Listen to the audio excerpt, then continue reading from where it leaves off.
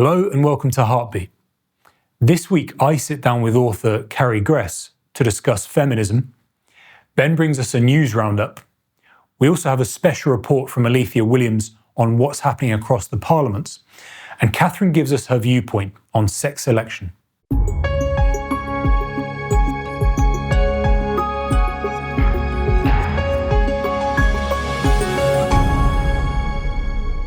Carrie Gress is a wife, a mother, an author and a philosopher whose work tends to focus on the contrasting themes of feminism and femininity.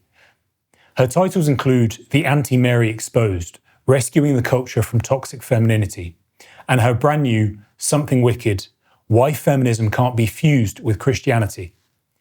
Carrie joins me today to discuss the impact that the all-pervading feminist movement has had on the pro-abortion movement. Thank you for joining us on SPUC Now, My Carrie, pleasure. feminism, that's at the heart of a lot of your work. And it's one of those terms that seems to mean different things to different people. Now, when you refer to feminism, what do you mean by it? Yeah. So mainly I'm talking about feminism as a movement, going through the four waves of it and really what's at the core of it. I'm not talking about individual people's definition of it. I'm talking about really what you can see from the actual leaders of the movement, everyone from Mary Wollstonecraft to Elizabeth Cady Stanton, Susan B. Anthony to Betty Friedan, and so on.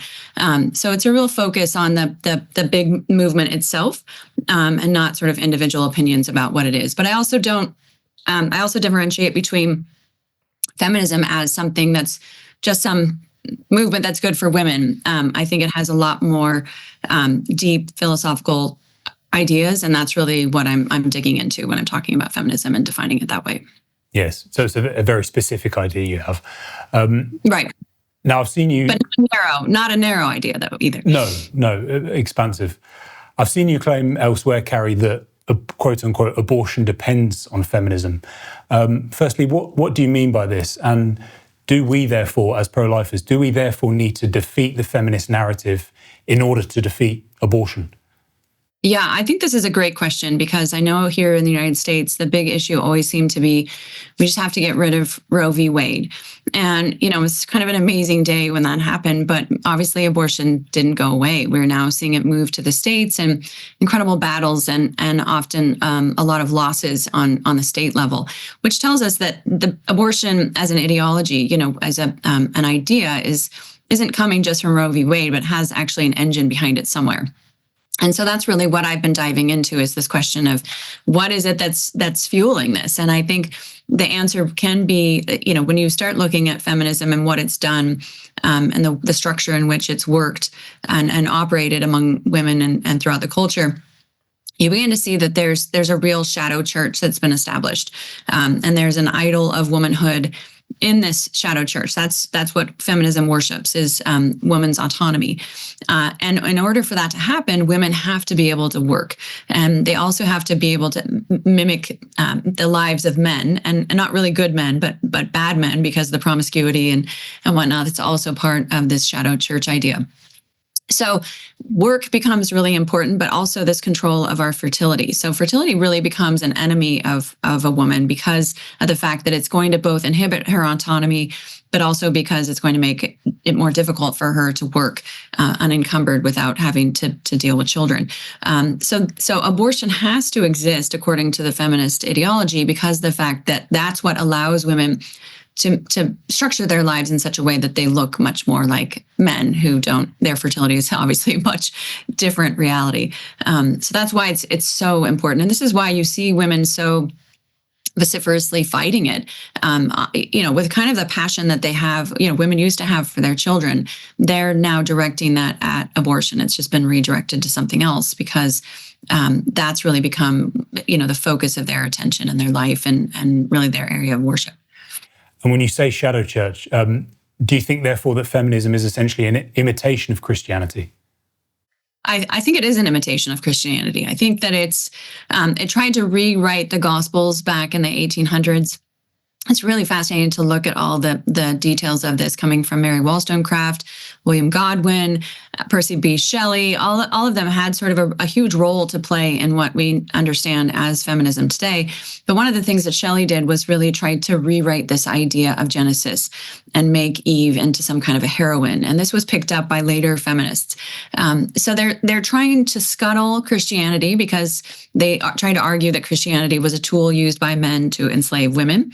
And they're trying to put in its place something else, but you can't just put in something that's, empty or vapid. That had to have kind of a whole backstory, had to rewrite the Genesis story. It had to really have all of these pieces that form the way in which people live their lives. Now, with that in mind then, Carrie, I've observed attempts by some contemporary pro-lifers to try to reconcile feminism with the pro-life position. And you mentioned earlier Susan B. Anthony. The Susan B. Anthony list, of course, is one of the biggest pro-life organizations in America. And of course, Susan B. Anthony, one of the original women's rights activists or feminists, whichever way you want to describe her.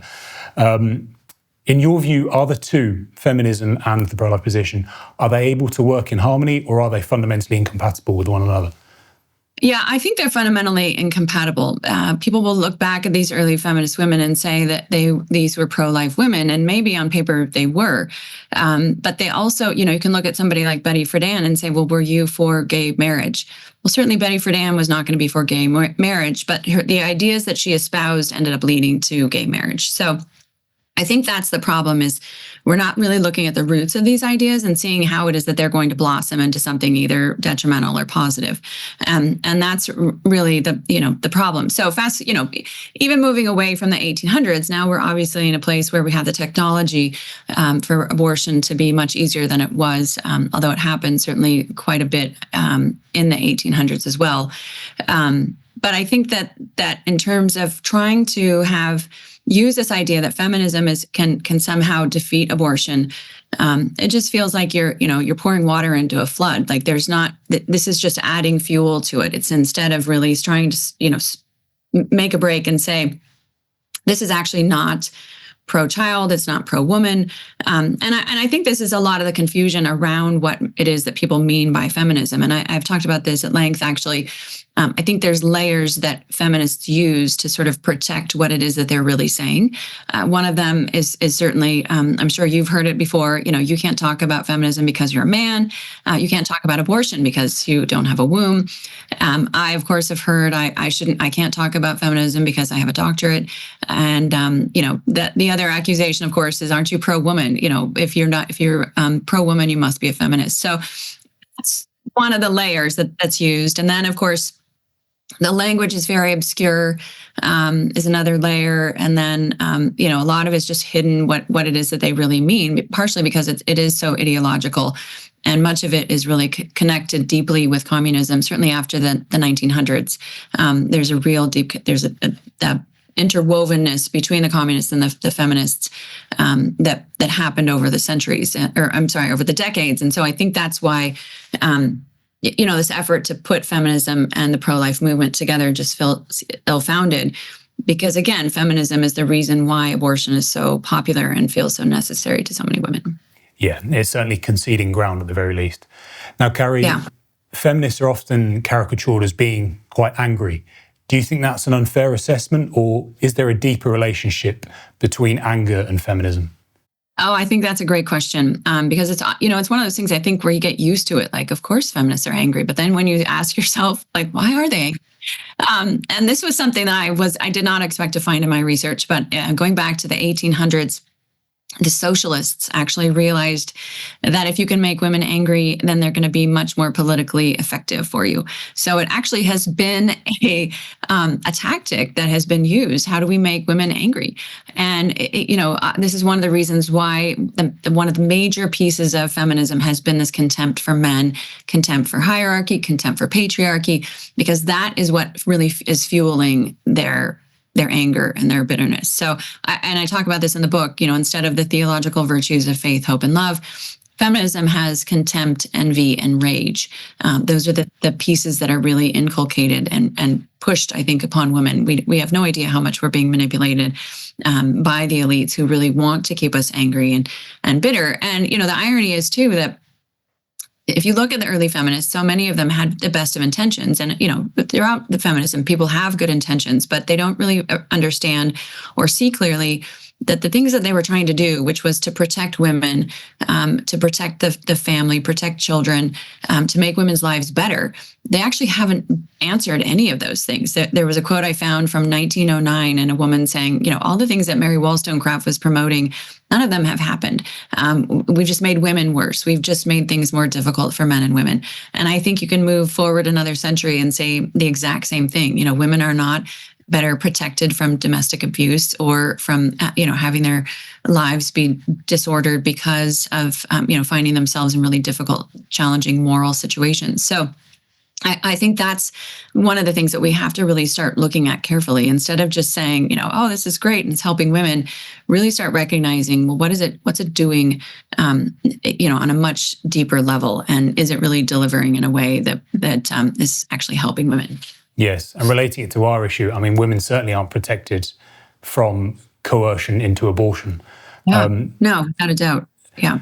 Now, Carrie, how do parents protect their daughters from the feminist my body, my choice mentality? And that's something that will probably affect all parents, especially parents of those where their children are in public schooling, so Catholic, Christian, or otherwise. Yeah, no, I think that's a fantastic question. I think the first thing we have to do, and I know I do this with my own teenage daughters, is really talk to them directly about what it is that's being fed to them, whether it's on social media or among their friends or in the culture. It's just out there. And it's very difficult to navigate because it's coming at us at all the time. And there's not really an alternate model of what it is to be a woman. Gratefully, I think that's breaking up a little bit. But prior to, the last 2 or 3 years, it's always been the case that the feminists just made themselves look very attractive and compelling. If you think about magazines and Oprah Winfrey and, daytime TV, soap operas, what have you. And then on the other hand, we're sort of those, frumpy women who were like a doormat, they had no mind of their own. That was kind of the two options from which women could sort of decide to live their lives. And, of course, it's a very easy decision when that's what's, the model that's being foisted upon you. So I think that's another really important piece, is we have to help our daughters both understand the models that are coming at them, but also create, fill in that gap, that vacuum, help them really understand and see other models in their lives, whether it's other women that we're close to, family members, grandmothers, that kind of thing, or teachers. All the people in our lives, I think, can offer aspects of things that we really want to see modeled in our daughters. I think we have an incredible amount of work to do, especially as pro-lifers, because we've spent a lot of time politically trying to shift things, and obviously to great success. But when you realize how much the culture has drifted because we've abandoned the cultural aspect of it, I think that's really problematic. And that's really where, something I learned 10 years ago when I wrote my first book on this was I discovered that, we've been destroyed as women because of these things that I think a lot of us think are really fluffy or unimportant, things like magazines and movies and pop music. And yet that's really what's moved the needle, I think, for the pro-abortion culture to really exist and flourish and grow. But we have to remember, too, that we have the truth on our side. And this is why they're so good at presenting something visually, because they don't have the truth. So they have to twist things to make it look like it's the truth. And I think that, we can really take heart in the fact that there really is something really beautiful and compelling about a woman who understands and knows who she is, who loves her children and, loves her husband, instead of all this bitterness and angst that we're seeing in the lives of so many women, sadly in the news feed almost daily from, at this point in the West. And you mentioned there, Carrie, the need to not just engage at the political level, but try and impact the culture. And that's very much how we interpret our mission here on SPUCTV. That's a battle we certainly can win. And that's where our efforts are. Now, Carrie, naturally, we've spoken about feminism and women. Where do men stand in all this? And how do... Oh, I love that. Yeah. Yeah. Where are we? No, I think So important. It's so important. And I've had this book in particular. I did a fair amount of work at digging into just what is patriarchy, what is that, and what is the role of men. And of course, there's three main gifts that men have that need to be executed in various forms, particularly for a man to really feel a sense of need, mission, and being needed. It's procreate, protect, and to provide. And this is really where the sad thing is with feminism is women have taken on those aspects themselves and really said, men, you're not important. We don't need you. But what's amazing is to look at what happens to cultures where it's just women raising their sons and daughters, because and I think this is really the key place where you can see the role of men beyond, in a very specific way. They always end up being kind of ghettoized because the mother's instinct is to nurture and to hold her children close. But the father's role is really meant to be like a kind of like a hydraulic dam, letting out water or holding water. Like he's the one that says to his daughter, you have this preciousness, don't go expending it on just anyone, or to his son and saying it's time for you to get out of the house and get a job. He could say that to both children, and in any regard, he can see these are your gifts. We need to protect this gift at this point in your life, and then another point in your life, we need to push you out of the nest. This dynamic that I think this is really what fathers can bring to the table in really rich and important ways. And this is actually where society can actually flourish, is when children really understand these things instead of just dissipating all of their gifts in the world, the way that we see sort of in these ghetto cultures. So it's really fascinating to look at that dynamic and that gift that men bring to certainly the family unit in terms of the way that children see themselves. So obviously there's certainly a lot to be said about it. But I think the other key piece would really be to recognize the complementarity that needs to be there between men and women, where it's the two working together as a team, focused on a goal for the common good of the family, instead of these two individuals who are, fighting over who's going to unpack the dishwasher. That has to be a much bigger vision. And that's, I think, one of the important roles that men can play, because often they can see that, they have the capacity to see that in ways that women can't. Yeah, because ultimately we don't want that. We don't want this polarization between men and women and a continuation of the war of the sexes. Now, Exactly. would you say, Carrie, that charges of toxic masculinity, which are leveled at plenty of men in all walks of life, has those charges made men afraid to just be men? Yeah, well, I think feminism in general has done that long before the word toxic femininity came out. I think men fundamentally want to love and help their wives, daughters, friends, mothers, etc. And this is why men are often very quiet about this and have been very, very quiet about this. I think we're seeing among younger men kind of this determination to not go that route. They're tired of watching their dads and their grandfathers just be passive about the ways in which their mothers or grandmothers are, totally in control of the whole situation and not functioning in really in ordered marriages. So I think that's what we're seeing among young men. Sadly, it's a lot. Oftentimes, it's a lot of energy without a lot of prudence, and it can actually look a lot like what radical feminism is. It's just a mere opposite of it. It's really a sense of if you're going to have contempt for us, we're going to have contempt for you, and we're going to, denigrate you, and et cetera, et cetera. So I think we have to watch out for that edge. But I think it's heartening to see that both men and women are waking up to this and realizing that this hasn't been good.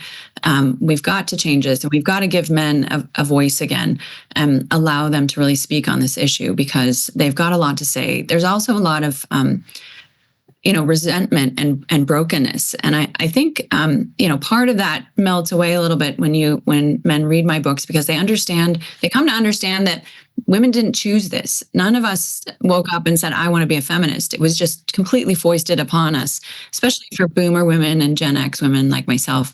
I remember being in the first grade and having this kind of, beat the boys mentality foisted upon me in a private school. So I think that that's something that is exciting to think about, and to give men the platform and the forum to be able to say, this hasn't been good. We need to reclaim our authority as men, and move forward in that, instead of just being quiet all the time and expecting it to improve, because it will not get better if we've got people just keeping their mouths shut about this issue. Yes, precisely.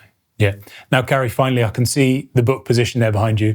What can readers expect from your new book, Something Wicked? And does it touch upon, most importantly for us, does it touch upon pro-life themes? Absolutely. Yeah. No, I think it's actually a significant contribution to the pro-life debate because of what I mentioned earlier.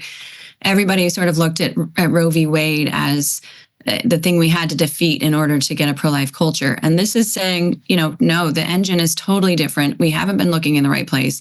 We've got to start paying attention to this. And we have to stop coddling feminism as something that really is good for women and start looking at it, very clearly as something that's destroying our faith, it's destroying our families, it's destroying our whole society. And, this is the engine of abortion. And it actually makes it, if you look at it as an ideology, feminism is the deadliest ideology in all of human history. If you collect together all the casualties of Stalin, Mao, Hitler, et cetera, Pol Pot, all those numbers are completely dwarfed by the abortion industry, the abortion movement, within a couple of years. The biggest number you can kind of come up with from that group of mass murdered is about 150 million. Well, we're at now between 40 and 70 million abortions annually around the world. So you do the math. It doesn't take long to realize that we really are. It is much more deadly than any other ideology, and that the tragedy is it's parents killing their own children. This is the saddest piece of it. These aren't foreigners, mindlessly killing people that they don't know, but really it's our own flesh and blood. So I think there's a lot of pieces in here that I think will get people to really rethink feminism and to understand a way in which it's undermining us and really not at all helping the pro-life movement and actually doing quite the opposite.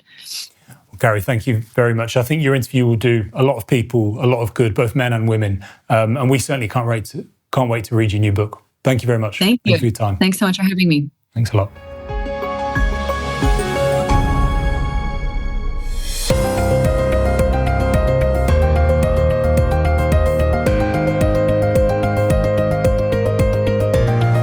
New abortion figures from the Department for Health and Social Care have been released, covering 2023, which show 277,970 abortions in England and Wales, an 11% increase on the previous year. Commenting on the figures, SPUC's Executive Director, Michael Robinson, said, "These are the highest numbers of abortion in the UK's history. Combining the figures across all 4 nations show almost 300,000 abortions per year, a figure never envisaged when the legislation was first passed." SPUC's analysis of the figures shows the number of second and subsequent abortions has risen to 42%, while the official figures linked to complications continue to remain underreported. According to the government, there were just 315 abortions that resulted in at least one complication detailed on the HSA-4 form. However, Freedom of Information requests attained by SPUC suggest this data is massively wrong. For example, in 2022, in just one area covered by an ambulance service, there were 480 emergency phone calls to 999 where abortion was specifically mentioned, and nearly 300 ambulance call-outs. SPUC's public policy manager, Alithea Williams, spoke to SPUCTV about the statistics. I mean, it's awful. It's not surprising. The numbers have been going up year on year. And we know that a big part of that is this pills by post policy. And these statistics show that 72% of all abortions were done that way with both abortion pills at home. And I think it's just really yet another wake-up call for us to be fighting on these decriminalisation proposals. We know it's so easy for women and abusive partners, say, to get hold of these pills. So if these proposals go through, those numbers are only going to go up. And as you'll realise, these figures are only from 2023. They're a long way behind they're probably, sadly, even higher in 2024 and 2025. So we really just need to pay attention to that and really fight for these proposals not to go through. Globally, abortion remains the leading cause of death worldwide for the 7th consecutive year. According to statistics compiled by Worldometer, which tracks global demographic data based in part on World Health Organization estimates, more than 45.2 million abortions were performed last year, far exceeding deaths from communicable diseases, cancer, and other major causes. The figures reveal a stark global contrast. While roughly 13 million people died from communicable diseases, over 45 million unborn lives were lost through abortion in 2025, making this issue the single largest cause of death worldwide. Pro-life advocates say the numbers underscore the profound scale of the humanitarian challenge and highlight the need for renewed efforts to protect vulnerable unborn children globally. These figures represent millions of lives ended before birth and highlight a moral crisis across most of the world. SPUC believes that this terrible global number is a call to action for politicians, church communities, and individuals to redouble efforts in promoting life-affirming policies, compassionate care for mothers, and practical support that affirms both mothers and their children. Pro-life campaigners are expressing alarm following the death of a mentally ill 26-year-old Canadian man who was euthanized by a well-known assisted suicide practitioner in Vancouver, raising serious concerns about how Canada's assisted dying laws treat vulnerable people. According to the victim's mother, her son, who had struggled with mental illness and physical complications for years, was approved for euthanasia by Dr. Ellen Wiebe, despite having previously been denied the procedure in Ontario. The mother's account, which was shared publicly on social media, alleges that her son was euthanized based on his mental illness alone, a development she described as disgusting on every level and a profound failure to protect a vulnerable human life. She vowed to seek accountability and warned that no parent should have to bury a child because a system chose death over care, help, or love. Canada's euthanasia laws, known as medical assistance in dying, or MAID, have drawn increasing criticism both domestically and internationally as the eligibility criteria have expanded beyond terminal illness. Although the legal extension to include mental illness alone was scheduled for later this decade, opponents have warned that the system's interpretation and application are already far too permissive. The law, originally intended for those with reasonable, foreseeable deaths, has broadened to include people enduring chronic suffering, not tied to imminent mortality. Clearly, this illustrates the dangers of a euthanasia regime that co-opts medical authority to prematurely end lives instead of defending vulnerable people with mental health challenges. SPUC has stressed that true compassion demands robust mental health support, social care, and palliative services, not accelerated paths to death. Pope Leo XIV has condemned surrogacy and abortion in a recent speech to the diplomatic corps of the Holy See. During his address to diplomats, Pope Leo emphasized that surrogacy and abortion are violations of human dignity. Speaking to the diplomats from 184 nations, he called life a gift to be cherished, saying that the family is its responsible guardian. As such, we categorically reject any practice that denies or exploits the origin of life and its development. Among these is abortion, which cuts short a growing life and refuses to welcome the gift of life. In this regard, the Holy See expresses deep concern about projects aimed at financing cross-border mobility for the purpose of accessing the so-called right to safe abortion, said Pope Leo. Further, the Holy Father called it deplorable that countries use public resources to suppress life, rather than being invested to support mothers and families. The primary objective must remain the protection of every unborn child and the effective and concrete support of every woman so that she is able to welcome life, he said. The Pope also spoke about surrogacy, which he says serves to make gestation into a negotiable service. This violates the dignity both of the child, who is reduced to a product, and of the mother, exploiting her body and the generative process and distorting the original relational calling of the family, he said. A surrogate pregnancy is when a woman is contracted to carry a pregnancy to term for someone who either cannot or does not want to get pregnant herself. The person or couple who receives the baby is referred to as the intended parents, and the surrogate is known as the carrier. Paid surrogacy is illegal in many countries, but is a booming industry in others, particularly those where women face poverty and are thus vulnerable to such arrangements. Pope Leo's comments on Friday reaffirm what the Church teaches about surrogacy. In January 2024, Pope Francis referred to surrogacy as a grave violation of the dignity of the woman and the child, and said that a child can never be the basis of a commercial contract. The late Pope also called for surrogacy to be banned worldwide. I'm Ben Weller, and this was SPUC TV News, bringing to light what others hide. Right, so it's a joy to have with us the Public Policy Manager at SPUC, Alithea Williams. Busy 2025. It was. We're into 2026 now. Assisted Suicide Bill, Westminster, what have we got coming up? Yeah, so we went straight back into things. Parliament started again last week.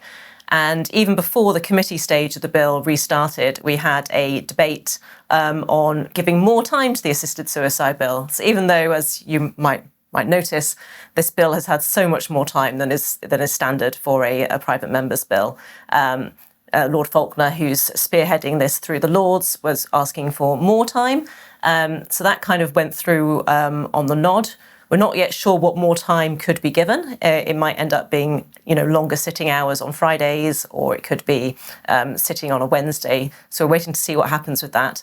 But it was quite interesting how that went down, actually, because Lord Faulkner was being very yes, I need to engage more and give more answers. And, the people on our side of the debate were very much, correctly saying that if he wants to move things along quicker, he can actually indicate which amendments he's willing to support. So then when we had the next day of the committee stage, there were some very important debates on palliative care and on whether we have the judge-led process or a panel.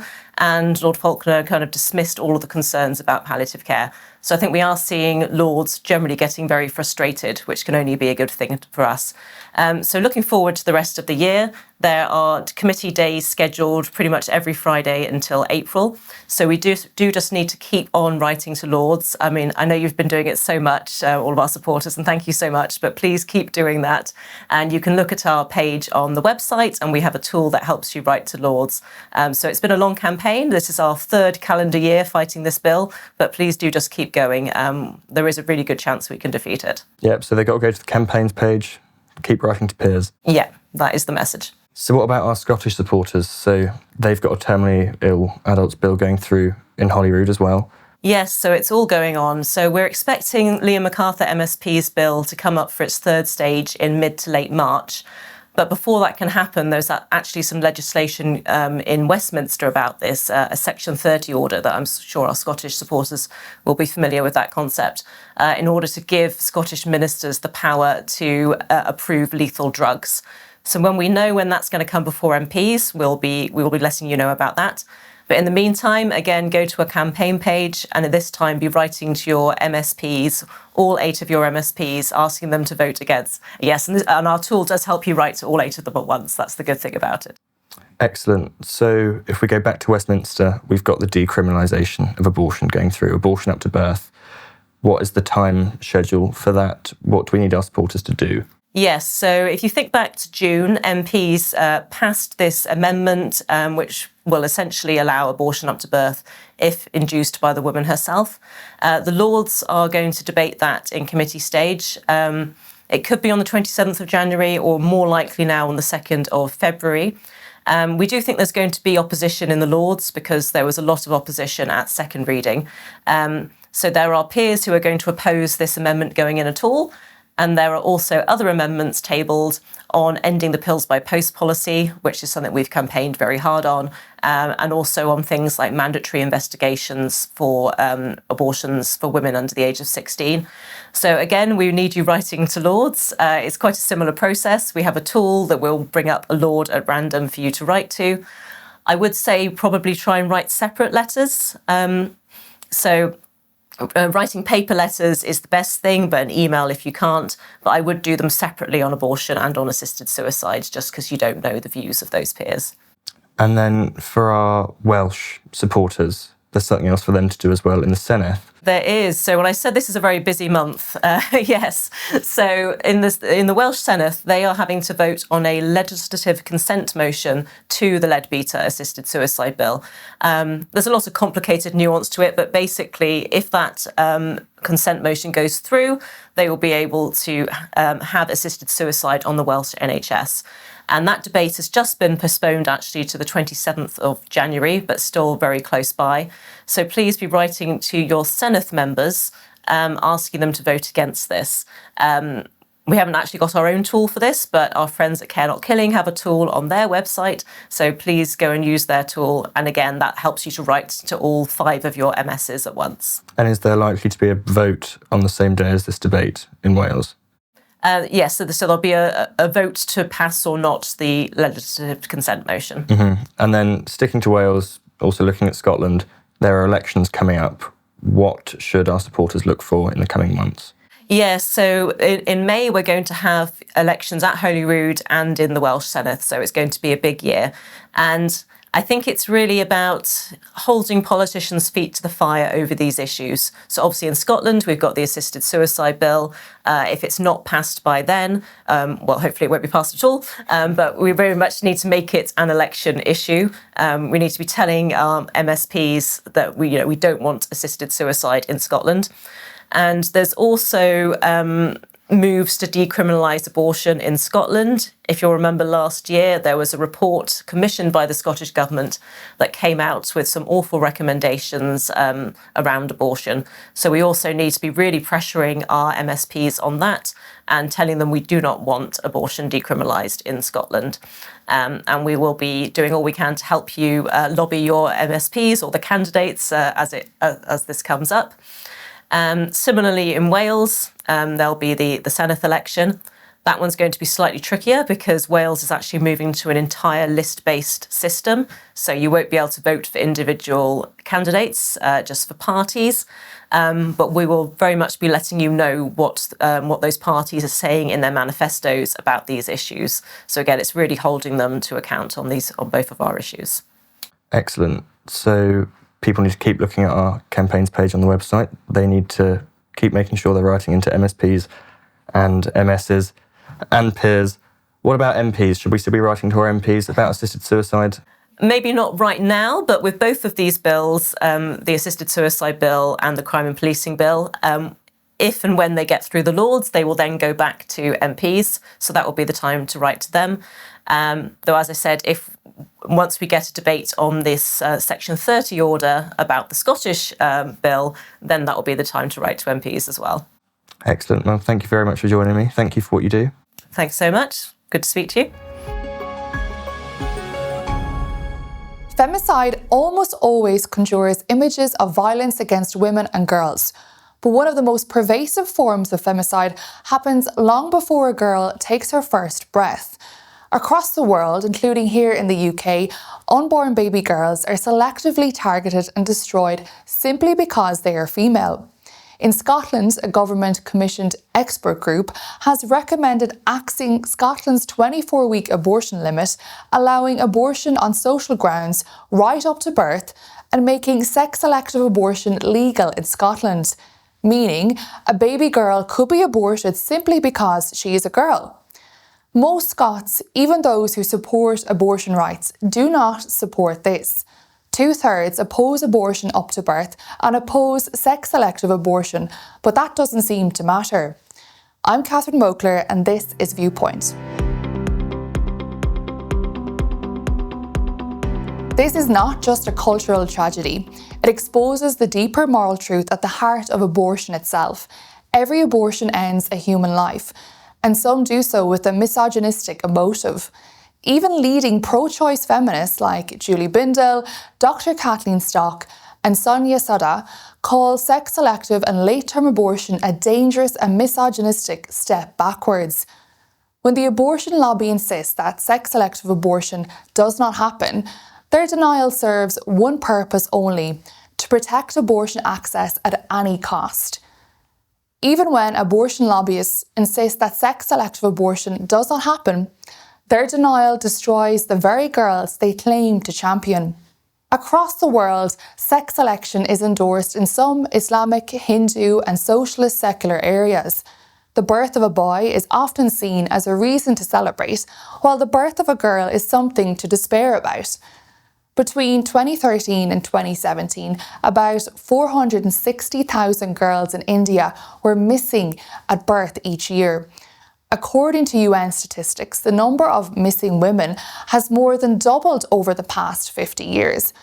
Both China and India together account for between 90 and 95% of the estimated 1.2 million to 1.5 million missing female births annually due to prenatal sex selection. These are not just abstract numbers, they are the daughters, sisters, and mothers who have been executed and erased. When societies devalue girls, sex-selective abortion becomes a weapon used quietly but devastatingly against them. The Scottish Government review group led by Professor Anna Glazier, which suggested sex selection should be permissible, failed to see that ideas like this one have victims. This approach overlooks a fundamental ethical point. Laws exist not only to punish wrongdoing, but to make moral boundaries clear. If Scotland places no barrier, even symbolic, against targeting girls in the womb, it sends a chilling message about which lives matter. Investigations in the UK have uncovered concerning patterns. According to Stop Gendercide, a BBC investigation found non-invasive prenatal tests, NIPT, being widely used to determine a baby's sex early in pregnancy, leading to significant pressure imposed on some women to undergo sex-selective abortions. This evidence led the Labour Party to urge a ban on NIPT being used to determine the sex of fetuses. An investigation by the Telegraph newspaper found that doctors at UK clinics were agreeing to abort unborn babies purely because they were either male or female. A report published by the Department of Health concerning sex-selective abortion outlined personal testimonies from women coerced into sex-selective abortion by a third party. There is evidence that sex-selective abortion has been a significant issue in Canada following the decriminalisation of abortion there. An article in the Canadian Medical Association Journal outlines that easy access to abortion and advances in prenatal sex determination have combined to make Canada a haven for parents who would terminate female fetuses in favour of having sons. On the International Day for the Elimination of Violence Against Women, the Royal College of Gynecologists released a blog by their Vice President for Global Health, Hassan Shahara, highlighting their work to address violence against women. While we agree no one wants violence toward women and we want women to have the right healthcare support, Professor Shahara neglects the fact that under his leadership, over 250,000 and more unborn babies in the UK are being aborted every year, which include baby girls.